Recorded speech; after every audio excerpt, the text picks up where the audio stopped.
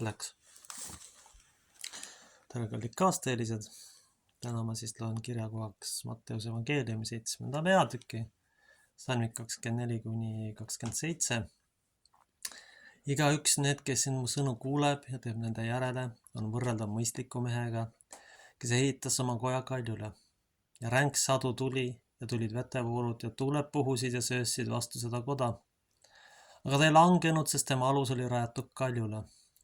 Igaüks, kes neid minu sõnu kuuleb, aga ei tee nende järel, on võrreldav jõleda mehega, kes oma koja ehitas liivale.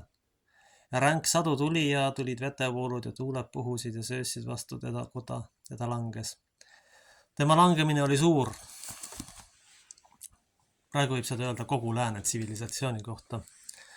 Igast tasandist alates, nii kõige väiksemas kui kõige kõrgemani. Päris hiljuti lekkis sotsiaalmeediasse selline number, et Valga vallas sündis esimese 10 kuuga 40 last.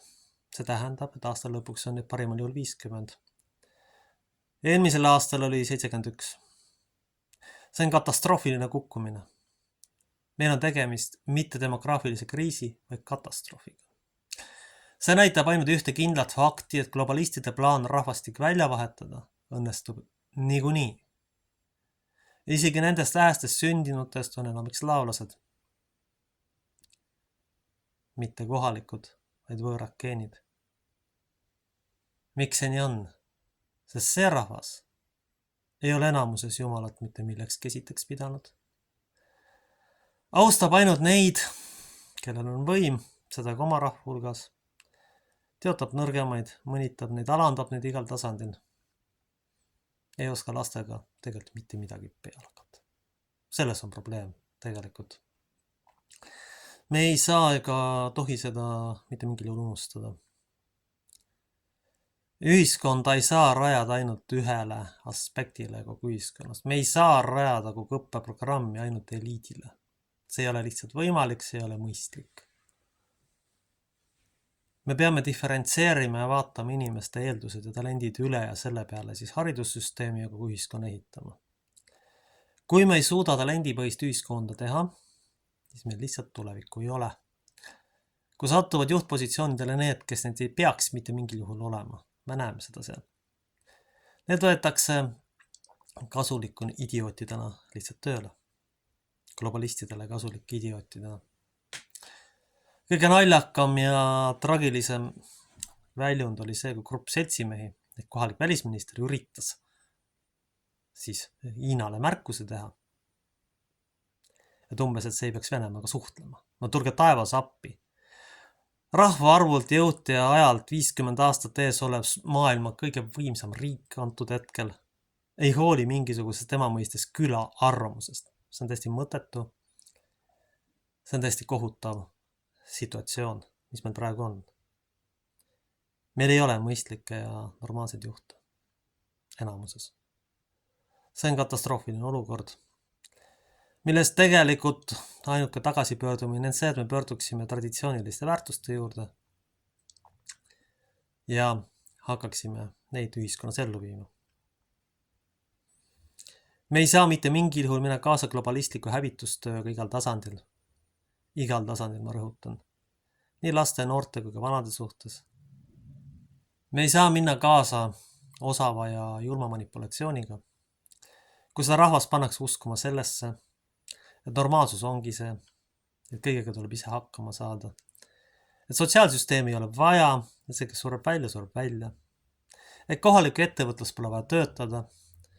Et kohaliku rahva ressursid võib tassida korruptiivsetesse süsteemidesse kuskil kaugel maal. Ja me võime süüdimatult sõda õhutada nii kaua, kuni tuleb tuumasõda, kus siis kõik enamuses kollektiivselt surma saavad. Seda siis me tahame. Meil on viimane ärgata ja aru saada, et tuleb pöörduda vanade väärtuste juurde tagasi. Meil ei ole teist valikut, kas meie või nemad lõpuks. See on see probleem. Selle rahval on seda raske mõista, et ühiskond peab olema talendipõhine.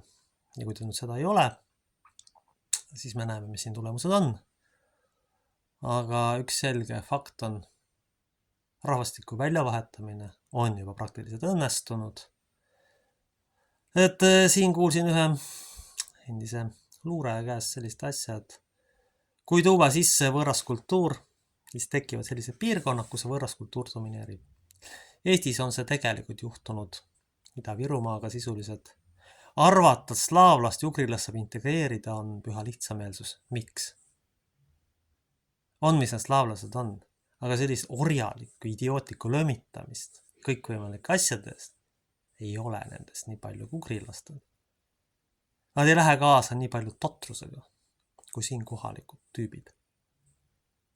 Nendel on võib-olla mingi paindlikkus ja inimlikkus, mida ma antud juhul väga paljudel juhtudel selles riigis ei näe või oblastis, kui seda üldse riigiks saab nimetada. Sellepärast, et iseseisva riigi tunnustaks on ikkagi iseseisev välispoliitika, sotsiaalpoliitika, mitte mingisuguste tüüpide normide pimesi täitmine.